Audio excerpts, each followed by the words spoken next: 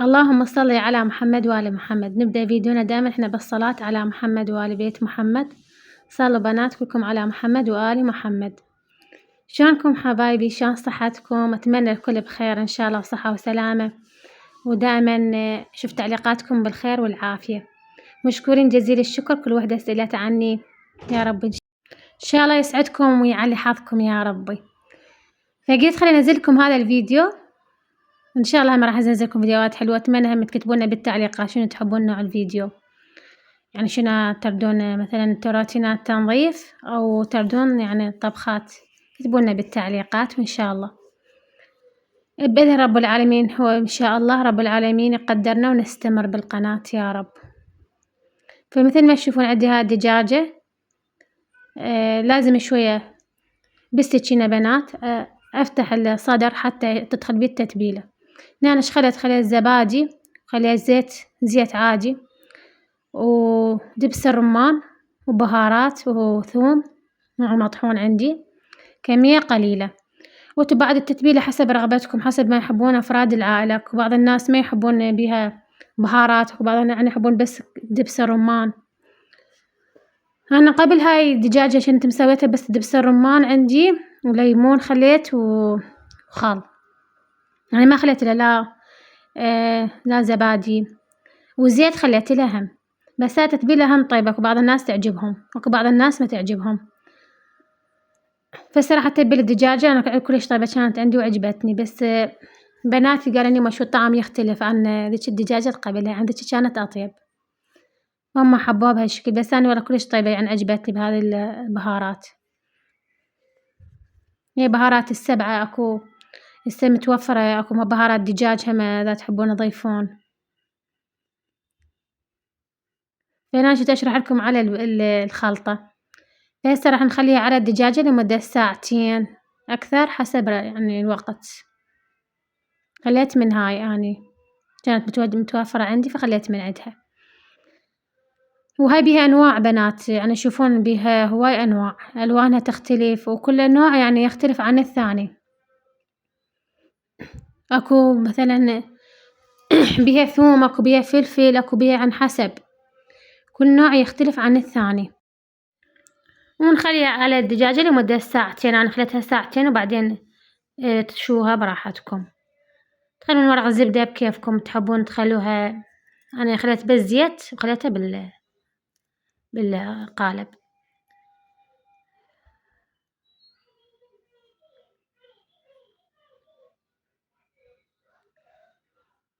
وتحبون الخضروات تخلون وياه، يعني بعد خضروات هي مهمة للدجاج للسمك، لازم تخلون وياه الطماطة والبوتيتا كان عندي متوفر جزر خليت جزر.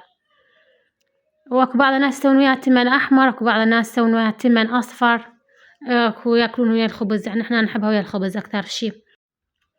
والحمد لله والشكر شيلت بيت جديد، شيلت يعني من ذاك البيت كنت أصور لكم بيه، فهذا بيت جديد الحمد لله.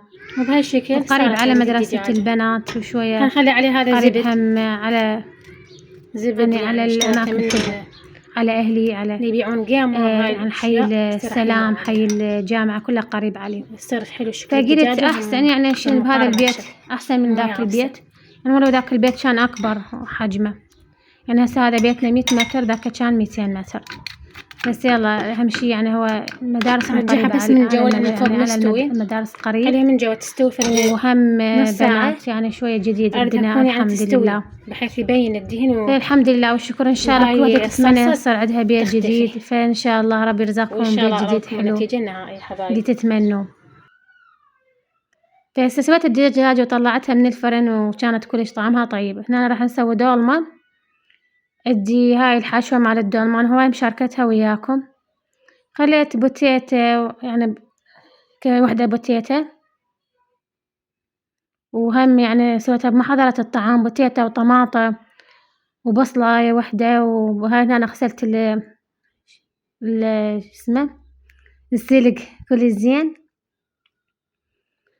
وخليت تمنهم أكيد عندي تمن عنبر وشوية حبايته شلون مكسرة، فقلت هذا يفيدني للدولمة. وخليتها زيت شوية، وخليت معجون، خليت دبس الرمان وشوية ثوم هم يعطيها طعم طيب، ولفيناه وخليناها بالقدر. وهاي هنا خلت لها صوص دبس رمان وشوية معجون وملح وليمون.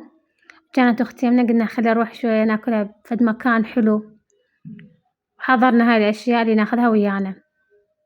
أخذت معين سفري، أخذت بيبسي، ما رادوا بيبسي، أنا مو هالقد يعني أرغب المشروبات الغازية. صارت عندي هنا الدولمة كملت، والحمد لله وشكر قلبنا، بس ما صورت لكم النتيجة النهائية، فإن شاء الله غير وقتها ما أصور لكم إن شاء الله.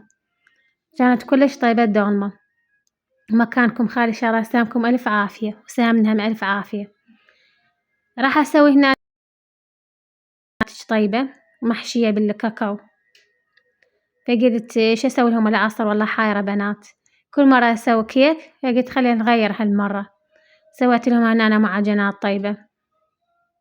هنا عندي خاشوق الشكر وخمرة هم خاشوقة ونص لأن الجو شوي بارد، وخليتها هنا شوي تتفاعل الخميرة حتى نضيفها على الخليط اللي راح أسوي.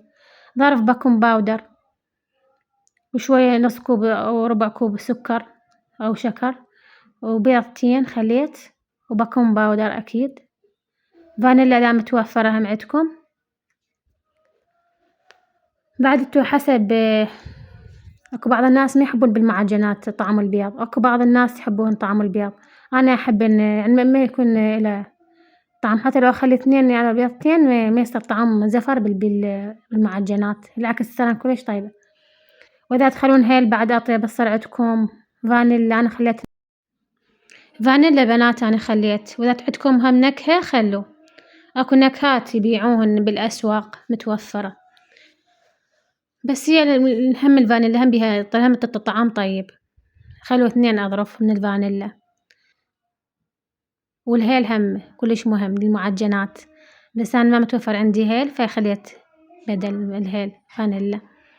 فخليت هنا بنات كوبين من الطحين المنخول، لازم ننخل الطحين لأن مرات يطلع مثلا منتهي اكسباير شي، بس انتو دايما جيبوا الفاخر، فاخر كلش زين، فاخر الكويتي، كلش المعجنات تصير عندكم زينة وطيبة.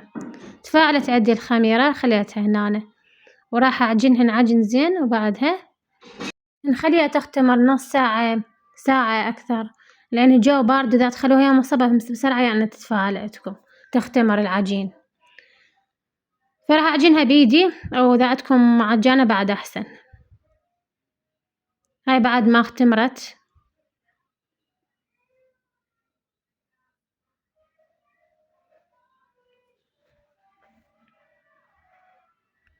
حشيتها بكاكاو، إذا عندكم متوفر نوتيلا هم خلو عادي يصير، أو كاكاو عادي هم عادي طعمها طيب، هي ويا الشاي ويا البيبسي أي شي، يعني أي عصير متوفر أو شاي فأتوا وكلوا العصرية طيبة والله كلش طيبة هالمعجنات، وهم أنا أضيفه على إيدكم سهلة التحضير. إذا تسوون الخمرة بهالشكل وتخلوها تتفاعل راح تختمر عندكم العجينة بسرعة. وهاي الكوبين ونص من الطحين سويت عندها الكمية، يعني هواي خير من الله، أو 3 أكواب من الطحين، وأخليها على فرن. تردون تحموا أو تردون تخلوه يعني بعدين، أو من تكملون التشكيلة. فضل الصلاة على محمد وآل محمد. اللهم صل على محمد وآل محمد. بنات الصلاة على محمد وآل محمد تغفر ذنبك وتكفي همك، يعني إذا عندك هم رب العالمين يخلصك من الهم، وهم تغفر الذنوب. فدائما اكثروا من الصلاة على محمد وآل محمد والاستغفار، دائما استغفروا صلوا على محمد وآل محمد بالقليل بالقليل يوميا، استغفار فد 1000 مرة، وصلاة على محمد وآل محمد 1000 مرة، وربي يغفر لكم إن شاء الله ذنوبكم ويعطيكم أمراتكم. وهذا النوع ثاني من الحلويات هم سوينا، قلت خلي أشاركه ويا البنات. هنا عندنا شكر وراح تخلي عليه دبس، وراح نسويها هنا الزبد عندنا. زينة بنتي قالت يوم أريد أسوي هاي الوصفة قلت لها عادي خليني أسويها وأنا أصور للبنات اللي تحب تسوي هاي الوصفة، هم سريعة وطيبة. دبس والشكر بهالشكل سوية، جانسهم، بعدها ضيفه على الخليط.